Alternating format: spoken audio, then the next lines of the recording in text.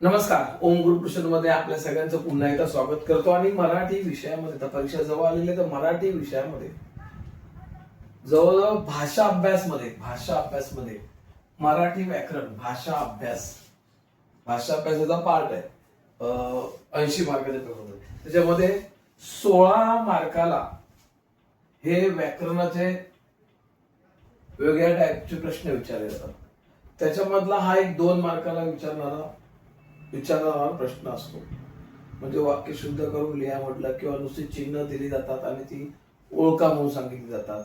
तर अशा पद्धतीने विचारणारा जाणारा प्रश्न म्हणजे विरामचिन्ह. बरोबर. आता आपल्याला विरामचिन्ह आत्ताच्या मुलांना, इंग्लिश मिडियमच्या मुलांना खूप कन्फ्युजन आहे, लक्षात घ्या मराठीचं. त्याच्यामुळे हा 2 मार्काचा आहे, छोटासा अभ्यास आहे, पण तो अतिशय महत्वाचा आहे. कारण बोर्डाला मराठीले 2 मार्क पण इंग्लिश मिडियमच्या मुलांसाठी खूप मोलाचे आणि महत्वाचे असतात. तर त्या संदर्भात आज मी चिन्ह तुम्हाला सांगणार आहे.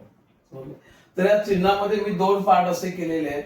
हे जे 4 चिन्ह आहेत, या चिन्हाची नावं मी बघा काय म्हणतो. हे विराम चिन्ह, पूर्णविराम, अर्धविराम, स्वल्पविराम, अपूर्णविराम. बघा लक्षात घ्या. हे विराम आहेत. हे काय विराम. पूर्ण म्हणजे फुल स्टॉप. फुल स्टॉप वाक्याच्या नंतर दिला जाणारा फुल स्टॉप म्हणजे पूर्ण विराम. वाक्य संपलं. मी आंबा खाल्ला, वाक्य संपलं. मी अभ्यास केल्यानंतरचा फुल स्टॉप. बरोबर. तो हा म्हणजे पूर्ण विराम, जिथे वाक्य संपलं. नंतर अर्धविराम, समजलं. हा अर्धविराम मध्ये अर्धविराम, बरोबर, तो कसा द्यायचा आहे. पूर्णविराम म्हटलं की एक डॉट येतो पूर्ण, पण अर्धविराम म्हटलं की तो डॉट आणि त्याच्या खाली पुन्हा स्वल्पविराम असतो. म्हणजे असं एकत्र चिन्ह येतं. हा डॉट येतोय बघा, मी परत इथे काढून दाखवतो. हा डॉट असा आणि त्याच्या खाली असं हे चिन्ह. हा झालेला आहे अर्धविराम. स्वल्पविराम, कॉमा, इंग्लिश मध्ये याला आपण कॉमा म्हणतो, तो इथे आहे स्वल्पविराम. हा आहे स्वल्पविराम, मोठा करून दाखवलं. आणि अपूर्ण विराम म्हणजे 2 फुल स्टॉप एकत्र द्यायचे वर खाली. म्हणजे जिथे वाक्य पूर्ण झालेलं नाही, 2 वाक्य जोडलेले आहेत, तिथे स्वल्पविराम दिला जाईल. अपूर्ण विराम म्हणजे तिथे पूर्ण विराम झालेला नाही वाक्याचा, अजून पुढे वाक्य आहे. अर्धविरामच्या बाबतीत पण तसंच असतंय, समजलं. फक्त पूर्ण विरामच्या वेळी पूर्ण स्टॉप झाल्यानंतर पूर्ण स्टॉप दिला असतो. तर ही चिन्ह तुम्हाला पूर्णविराम, अर्धविराम, स्वल्प आणि अपूर्ण. कन्फ्युजन कुठे आहे बघा. इथे एक डॉट आहे पूर्ण, इथे डॉट आणि परत कॉमा, अर्धविराम. फक्त कॉमा आहे स्वल्पविराम आणि 2 पूर्णविराम आहेत म्हणजे ते अपूर्णविराम. एक पूर्णविराम, एक फुल स्टॉप, पूर्णविराम. 2 फुल स्टॉप एकत्र दिले, अपूर्णविराम. अशा पद्धती ही 4 चिन्ह आहे. बरोबर. त्याच्यानंतर हे विराम झाले. विराम चिन्हामध्ये 4 ही झाली. पुढे 5वं आहे ते प्रश्नचिन्ह, क्वेश्चन मार्क. हे आपल्याला सगळ्यांना माहिती आहे, क्वेश्चन मार्क. हे आपण सगळ्यांना ओळखीचं चिन्ह एकदम, क्वेश्चन मार्क. नंतर मग हे उद्गार चिन्ह म्हणजे एक्सक्लेमेटरी. उद्गार आपण एक पूर्ण अशी उभी लाईन मारायची, त्याच्या खाली डॉट द्यायचा, उद्गार चिन्ह. बरोबर. उद्गार चिन्ह आपण कधी वापरतो, एक्सक्लेमेटरी मार्क कधी, वा, अबब, अच्छा, केवढा,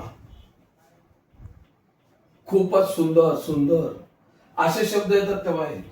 प्रश्नचिन्ह कोण, केव्हा, कधी, कुठे असे शब्द आले की प्रश्नचिन्ह येतं. अवतरण चिन्हामध्ये 2 आहेत. एक एकेरी अवतरण चिन्ह, दुहेरी. एकेरी अवतरण चिन्ह हे जे आहे लक्षात घ्या, हे आपण महत्वाच्या शब्दांना कोट करण्यासाठी वापरतो. एखादा महत्वाचा शब्द आहे वाक्यामध्ये, त्याला कोट करणे. आणि दुहेरी अवतरण चिन्ह हे आपल्या तोंडचे बोल आहे.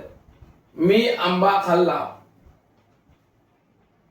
दुहेरी अवतरण चिन्ह. मी बोललोय, तो असं म्हणाला की, तो असं म्हणाला, त्यांनी असं सांगितलं. जेव्हा एखाद्याच्या तोंडातले शब्द असतात ते वाक्यामध्ये जशा तसे उतरले जातात, तेव्हा दुहेरी अवतरण चिन्ह द्यायचं.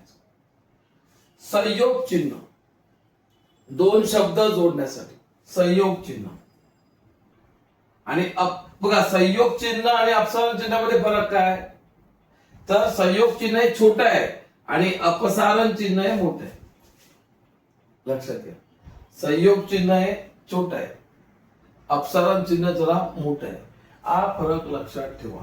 अशा पद्धती टोटल 9 चिन्ह आहेत. 9 म्हटलं तर 10 होतील, कारण एकेरी दुहेरी अवतरण मी 2 वेगवेगळे दाखवले. समजलं? तर अशा पद्धतीने हे 2 मार्काला बोर्डाच्या परीक्षेला याच्यावरती क्वेश्चन बऱ्याच वेळा विचारला जातो.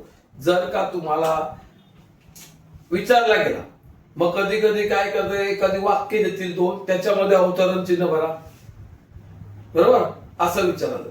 किंवा मग ही चिन्ह दिली जातील आणि जोड्या लावायला सांगितलं.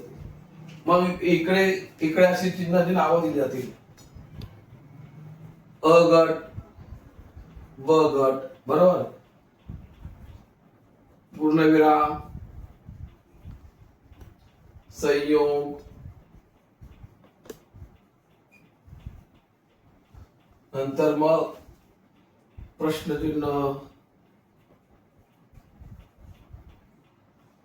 अवतरण चिन्ह, आणि इकडे मग ब गटामध्ये तुम्हाला असे चिन्ह दाखवले जातील.